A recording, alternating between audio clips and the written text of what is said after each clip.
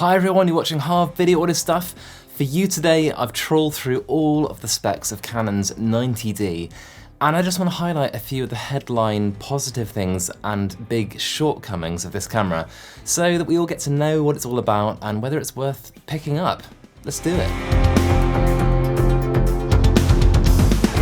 Of course, everything mentioned in this video is linked below. Please have a little browse there for up-to-date prices and that kind of thing. It's the best way to support my channel. So let's start with the stills highlights. I like taking photos, but to be honest, I kind of want to get them out of the way because, you know, I'm a video guy and video for me is where it's at.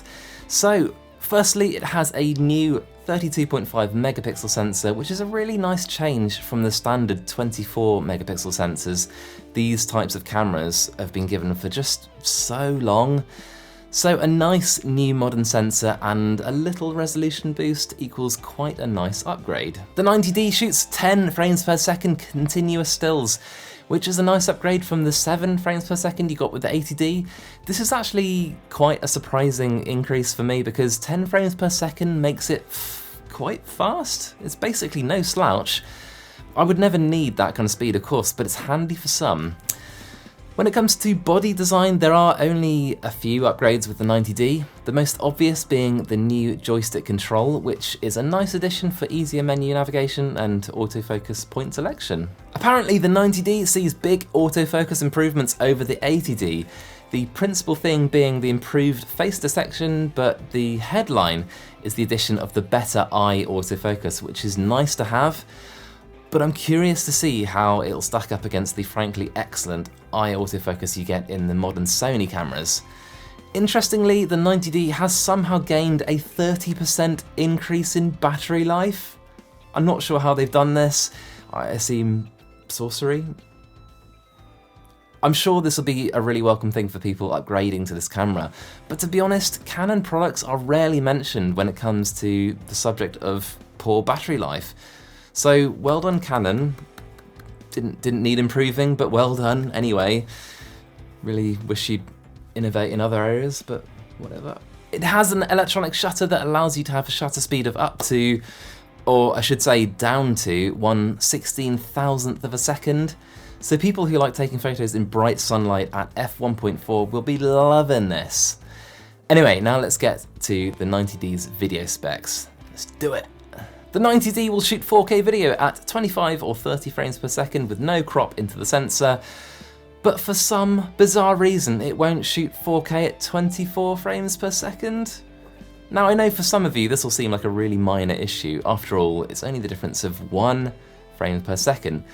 But if you want to shoot in 24 frames per second to match footage from another camera, this will cause problems, and it's so irritatingly typical of Canon. I hope for 90D customers' sake they intend to add this 24 frames per second at a later date by means of a software update or something, hopefully. On a more positive note, Canon have given us slow motion 120 frames per second at full HD with no crop, which is just really nice. I really wish they could have done this with the EOS R, but alas.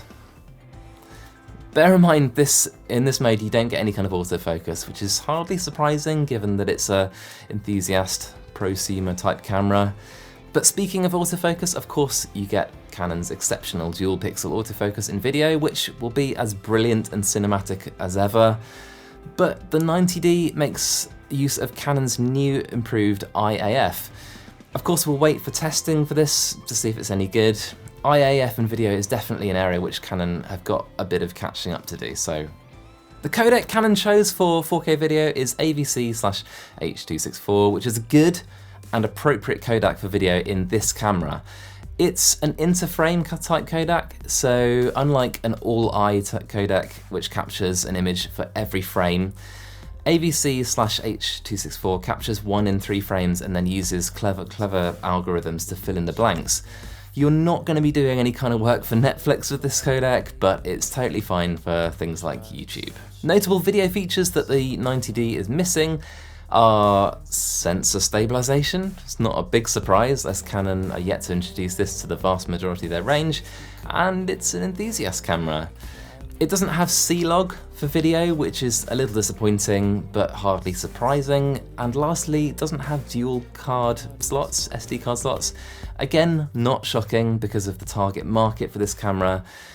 All in all, these are very typical Canon exclusions. It's just what they do, but I can't help but feel that some of these would have been included if it was a Sony or Panasonic product. Just saying.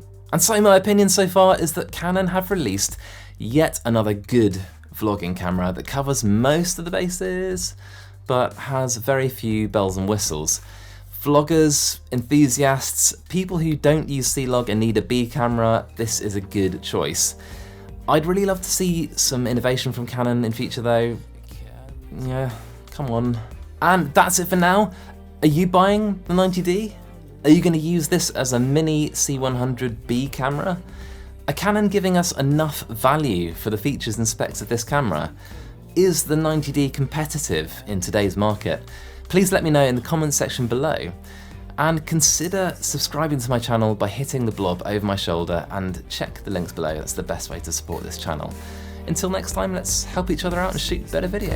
See you guys. It carries me home since I'm alone.